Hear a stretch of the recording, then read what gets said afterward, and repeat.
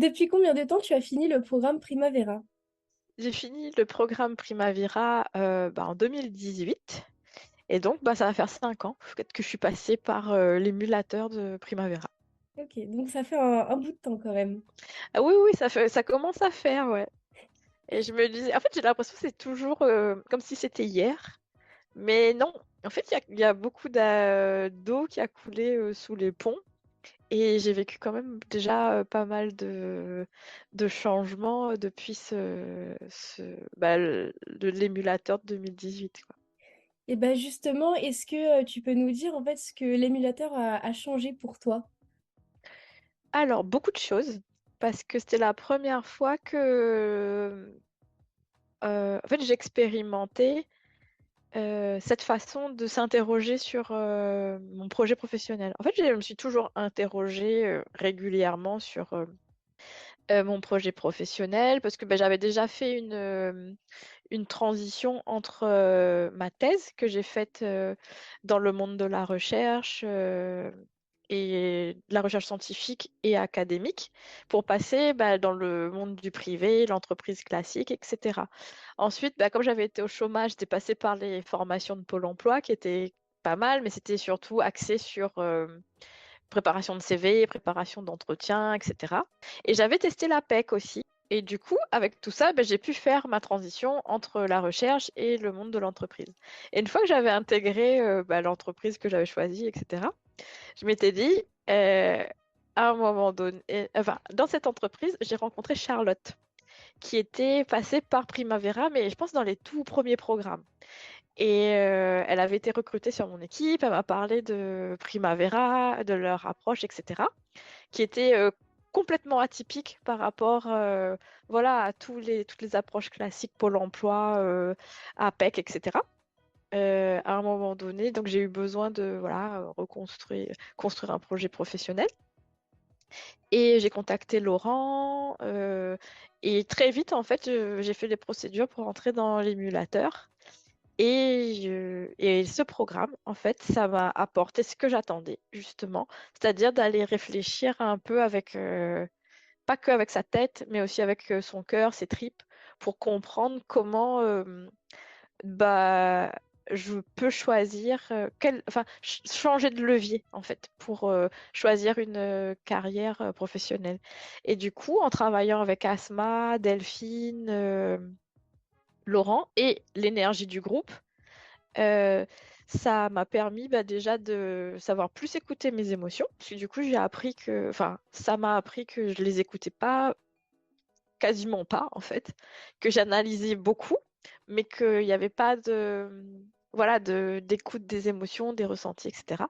Donc ça a été un gros plus d'apprendre, voilà, à driver des décisions professionnelles avec, de l'émotion. En fait, de mettre de l'émotion aussi, dans cet aspect de ma vie qui était, le travail. Mais après, ça m'a aidé aussi, pas que au niveau de la sphère du boulot, mais plus en général, quoi. Donc ça m'a appris ça. Il y a la méthode aussi de Primavera où c'est pendant 2 jours, en fait, on abordait un sujet, en gros, on discutait, on profitait de l'énergie du groupe, etc. Ensuite, on laissait poser quelques jours et il fallait faire un rendu écrit. Et ça, j'avais beaucoup aimé. En fait, ça me montre, enfin, c'est une façon maintenant en fait aussi que j'utilise pour me dire en fait tout ce que tu as dans la tête, tu peux aussi en fait le poser par écrit et ça aide en fait à structurer la pensée. Et on apprend aussi en fait beaucoup sur nous par l'expérimentation. Et c'est ça la méthodologie Primavera quoi. Mais voilà, mais c'est ça que ça m'a appris. Euh, Est-ce que donc tu as une anecdote qui t'est arrivée pendant ou après le programme qui peut illustrer la force de cette formation? Alors le premier que je pourrais citer, c'est que suite à Primavera, je me suis vue en fait vraiment être super proactive. En fait, c'est un peu ce qu'on apprend à Primavera, c'est la réflexivité. Et du coup, je me suis vue en fait suite à tout ce travail préparer en fait en fait, j'avais préparé des comme des fiches de poste, des demandes qui venaient de moi et que j'avais proposé d'une part à mon directeur de production à l'époque pour pouvoir évoluer en interne dans ma boîte. et à un client avec qui je travaillais. Alors que je sais pas en fait si avant ça j'aurais osé, voilà. Et en fait, je me dis que le fait d'avoir travaillé avec Primavera à ce moment-là, en fait, bah, comment dire, ça a apporté peut-être de la clarté dans le projet, ce qui fait que c'est plus facile après d'aller, enfin d'avoir des actions audacieuses comme ça. Parce que franchement, c'était mon plus gros client, donc la plus grosse facture de la boîte, et je suis allée avec mon petit PowerPoint pour dire embauchez-moi s'il vous plaît, et demander à mon directeur de prod, alors que j'avais pas beaucoup d'expérience en fait. Dans mon poste, elle veut dire en fait ce que je voudrais à terme, c'est votre poste, quoi. Donc donnez-moi les moyens en interne d'arriver à ça. Donc il y a ce truc-là. En fait, c'est beaucoup, enfin c'est de l'audace. Et un truc complètement inverse à ça, pendant, je sais plus si c'était après, enfin c'était pas loin de la soutenance, je pense que c'était sur la fin du programme. J'ai déménagé et je me suis fait une entorse à la cheville. Et là, en fait, bah, je me suis autorisée à faire des pauses, à me dire, OK, là, j'ai mon déménagement à gérer, j'ai le travail, j'avais peut-être Primavera encore en cours. Et en fait, cette entorse, bah, je ne l'ai pas mal vécue. Je dis, bah, OK, d'accord, maintenant il faut faire une pause, etc.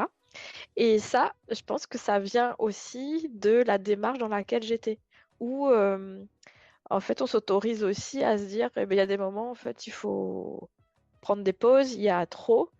Et ça, peut-être que je l'aurais pas fait avant, parce que j'étais très dans, faut faire les choses, il faut avancer, il faut être dans la performance, etc.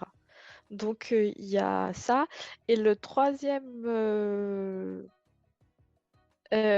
anecdote, c'est que j'ai fait ma soutenance Primavera après avoir fait un trail de 44 km. Et c'était mon premier. Après avoir, en plus, m'être complètement explosé la cheville, là. Donc, j'ai couru. Et c'était la première fois que je le faisais et tout. Donc, c'était dans la nuit. En plus, c'était un trail de nuit, dans le froid, machin. Et le lendemain, en fait, je me souviens que j'arrivais difficilement à marcher, mais que je suis quand même allée faire ma soutenance avec bah, tout le monde. Et enfin, c'est un très bon souvenir, quoi. Est-ce que tu peux nous citer une force que tu as gagnée grâce à ton parcours? Je crois que ça m'a pas apporté une force, mais ça a peut-être mis en lumière ou, comment dire, révélé. C'est un plus, je pense, d'être passé par Primavera et la méthode, voilà, d'expérimenter, d'être réflexif sur soi-même.